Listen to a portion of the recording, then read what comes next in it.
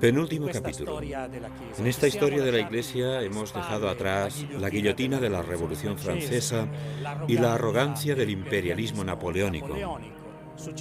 El sucesor de Pedro en Roma es Pío IX, el cual debe enfrentarse dramáticamente a la monarquía sabauda italiana y su ejército, que, a través de la brecha de Porta Pía, entraba en la ciudad sagrada de los católicos.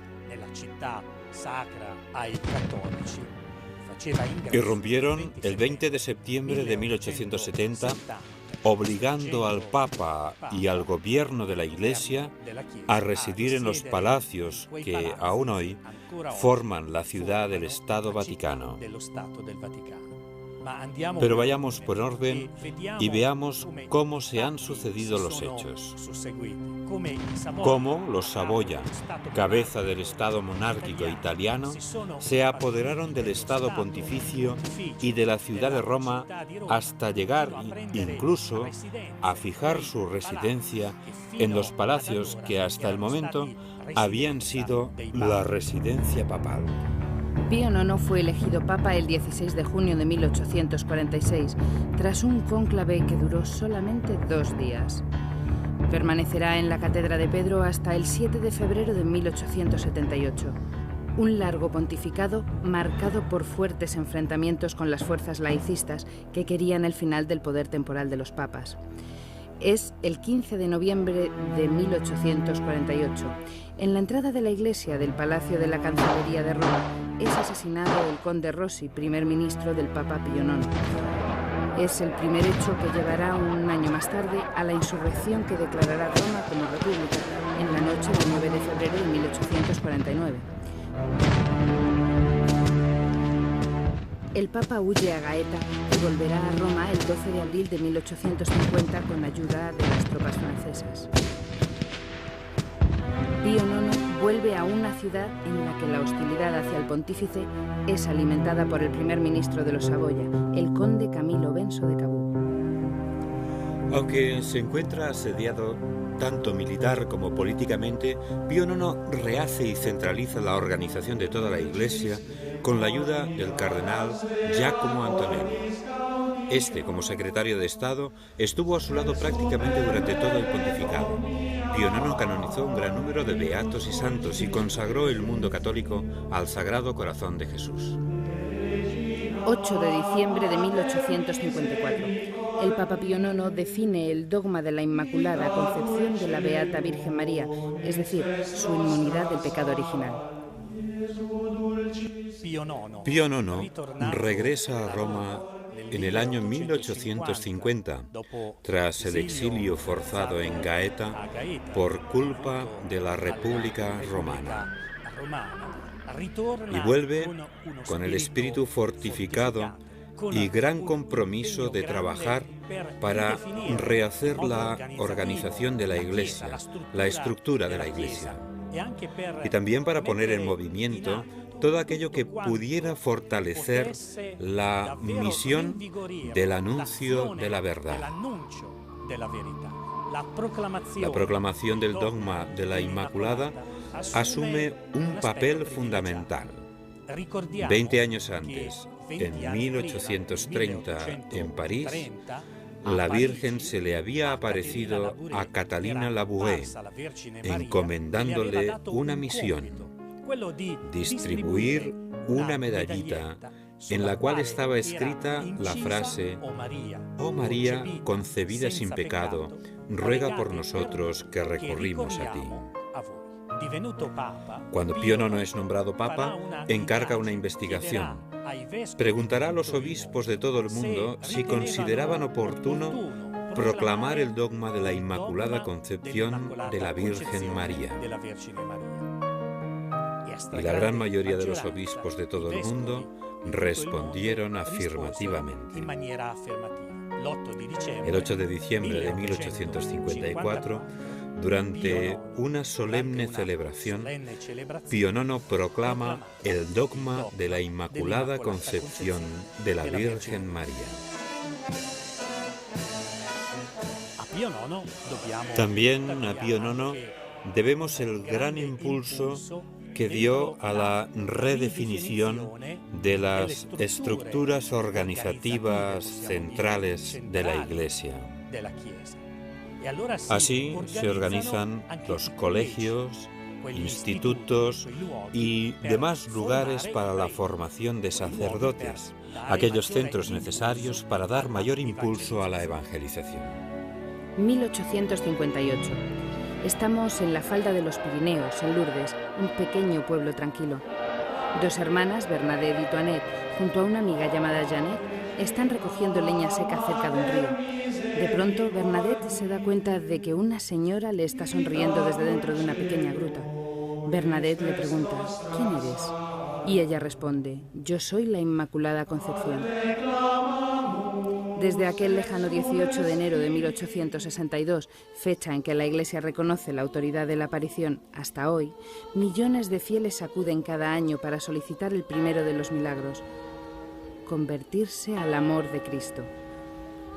Aquí el Señor se sirvió y se sirve de Santa Bernadette para recordarnos que su misericordia a menudo es ofrecida a través de los más débiles y marginados.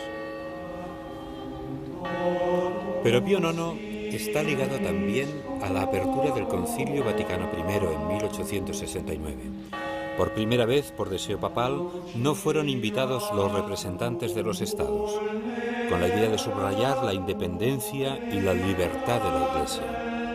En este concilio se proclamará el dogma de la infalibilidad del Papa.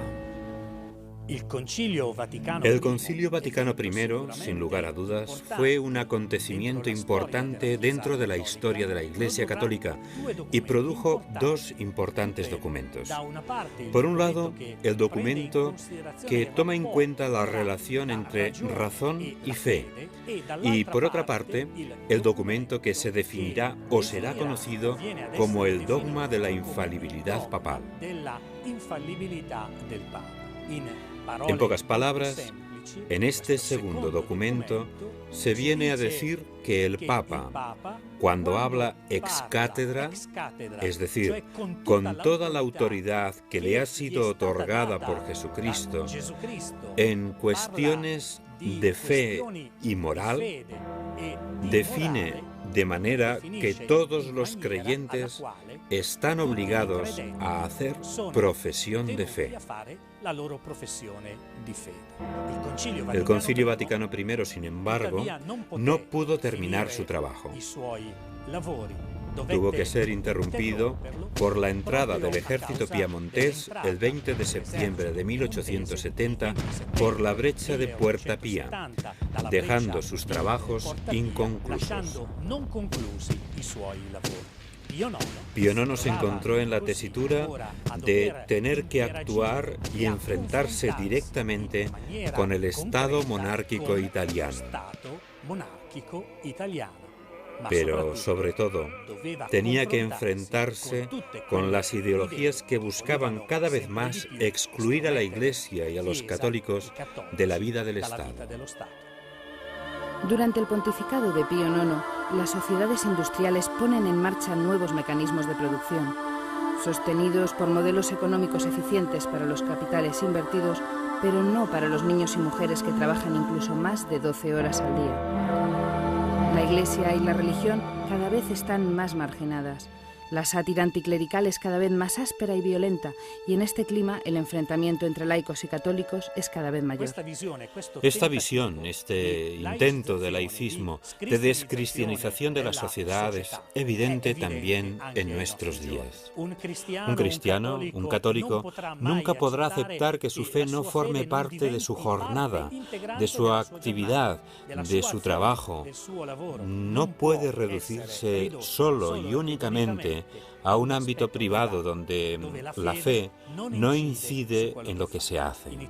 En Italia, como en el resto de Europa, hay diferentes ideas y, aprovechando estas diferencias, es como los Saboya toman posesión del Estado Pontificio el 20 de septiembre de 1870.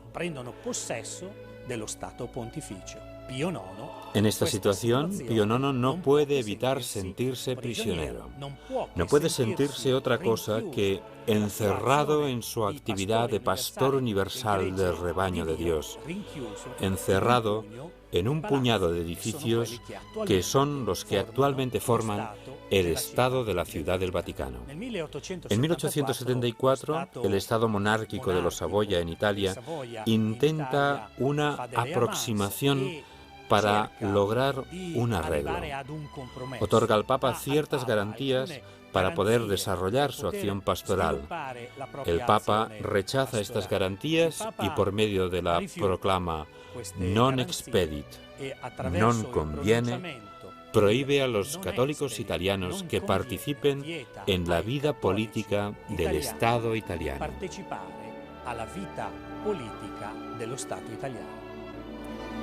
En Italia, los católicos debían enfrentarse a los Saboya, y en Alemania, los católicos, que eran minoría, fundaron en 1870 un partido propio, el Centro, que llevaba en su programa la defensa de la libertad de la Iglesia.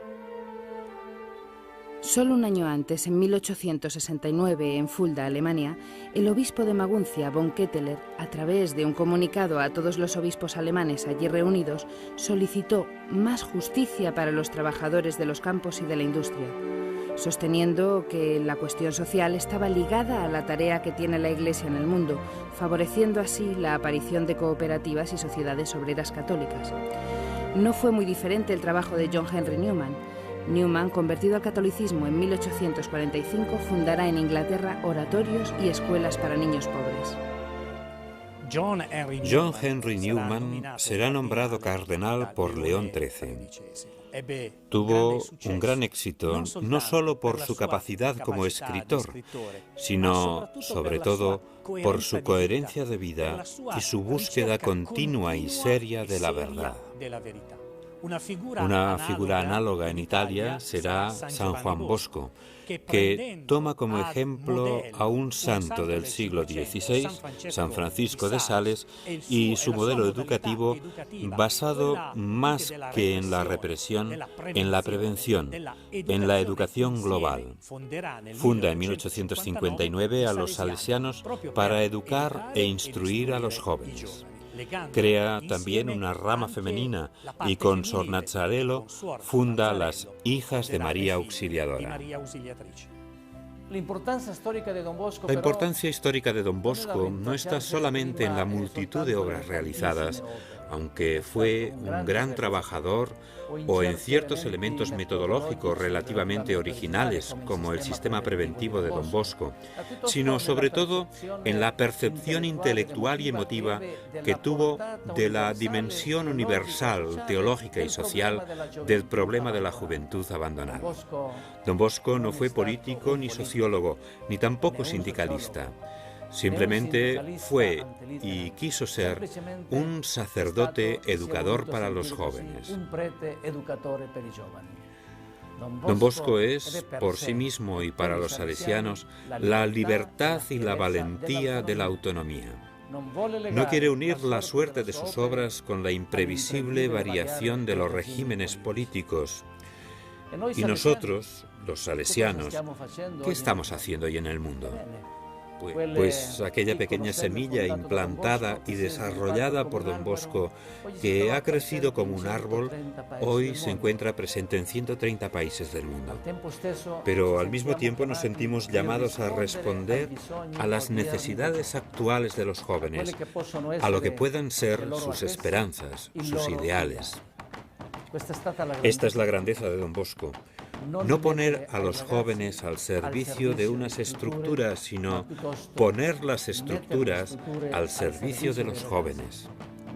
Aunque siempre con la misma pasión educativa de Don Bosco, con sus grandes convicciones y con su misma metodología. Estamos en el año 1878 en Roma, es decir, en aquello que queda del Estado Pontificio en el Vaticano, y se ha abierto el cónclave. Es el primer cónclave que se celebra en esta situación y algunos cardenales hubieran querido convocarlo en otro lugar. Pero gracias a aquel que será elegido papa con solo 3 votaciones, el cardenal Gioacchino Pecci, León XIII, el cónclave permanece en el Vaticano. Una vez elegido Papa León XIII, no defraudó las expectativas y trató de reanudar los contactos con los gobiernos europeos, pero sobre todo con el Estado italiano. Marx y Engels publicaron en Londres en el año 1848 el Manifiesto del Partido Comunista. Igual que hoy sucede en el sur del planeta, en aquella época era normal ver mujeres y niños viviendo en condiciones de miseria y explotación inenarrables. En este contexto, a finales del siglo XIX, en el año 1891, el Papa León XIII siente la necesidad de que la Iglesia Católica afronte estas cuestiones sociales. Así publica la encíclica Rerum Novarum, que sienta las bases de la doctrina social de la Iglesia. Con la Rerum Novarum, con la doctrina social de la Iglesia, el cristianismo muestra una vez más a sus fieles que la religión no se ocupa solamente del culto, sino que trata de enfrentarse también a la raíz de los problemas sociales del hombre, a la luz de las enseñanzas del Evangelio. Mostra-nos o seu poder. Salvou os outros. El concepto de doctrina social de la Iglesia hay que ligarlo al concepto mismo de revelación cristiana. Es decir, cuando Dios se revela, cuando Cristo revela al hombre qué es Dios, qué es el hombre. Cuando hace comprender, según la teología de la creación, que el hombre ha sido creado a imagen y semejanza de Dios y por lo tanto tiene una grandeza y una dignidad que hay que respetar en todos los ámbitos, personal, familiar y social. Y luego, cuando revela al hombre que su grandeza es haber sido bautizado como hijo de Dios, constituido por el bautismo y, por tanto, heredero del reino de los cielos, llamado a participar en la misma vida divina. Esta grandeza del hombre, este mensaje que el cristianismo trae al mundo revelando a la humanidad entera la grandeza de ser persona, y de ser persona amada por Dios hasta el punto de que el mismo Dios se ha hecho hombre para hacer al hombre Dios, hijo de Dios. Esto es la doctrina social de la Iglesia. Es un trabajo que incluye a todos y el magisterio lo expone. No me paro a contar todas las encíclicas, toda la evolución del problema creado por la revolución industrial del siglo pasado hasta el discurso del Papa en Lourdes en 1995. Discurso espléndido en que levantó una bandera, por decir así, por el futuro de la humanidad, que es fundamental e implica a los laicos. En primer lugar, a los laicos cristianos, pero también a todos los hombres de buena voluntad, que es la expresión que adoptó Juan XXIII en la encíclica Pacem in Terris. Que nosotros llevamos al mundo un mensaje que no es solamente para los bautizados, sino para todos los hombres de buena voluntad. Y el esfuerzo de los laicos cristianos es este, saber dialogar para explicar a los demás la grandeza del hombre. El Papa en aquel discurso juntó dos conceptos fundamentales de cuya unidad depende el futuro de la humanidad: libertad y verdad. Una libertad que se separa de la verdad del hombre, se convierte en libertinaje. El mal social que se ve por todas partes y se profundiza en él, en realidad nace de este divorcio entre libertad, porque el hombre piensa que puede hacer cualquier cosa que se le ocurra, y la verdad. La verdad del hombre impone al hombre límites en el ejercicio de su propia libertad, tanto en el ámbito personal como en el familiar, en el desarrollo de la ciencia, de la tecnología, de la bioética y de todo.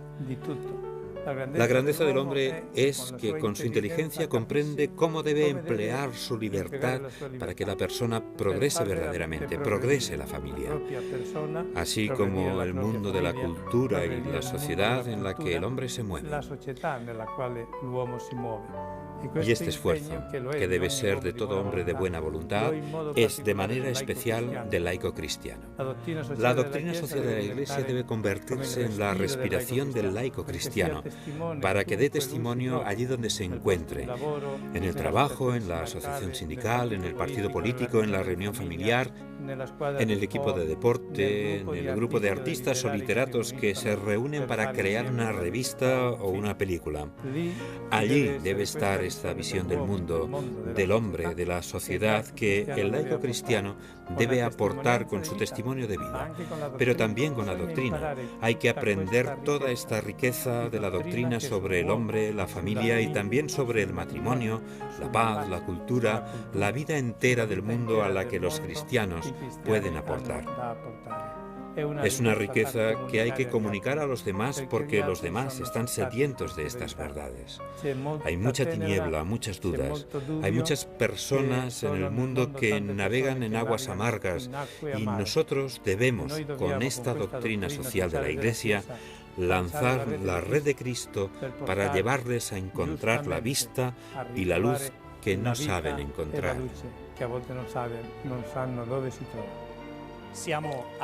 Estamos a finales del siglo XIX y también en el final de este capítulo de la historia de la Iglesia Católica. El próximo será el último y afrontará 100 años de historia llenos de acontecimientos.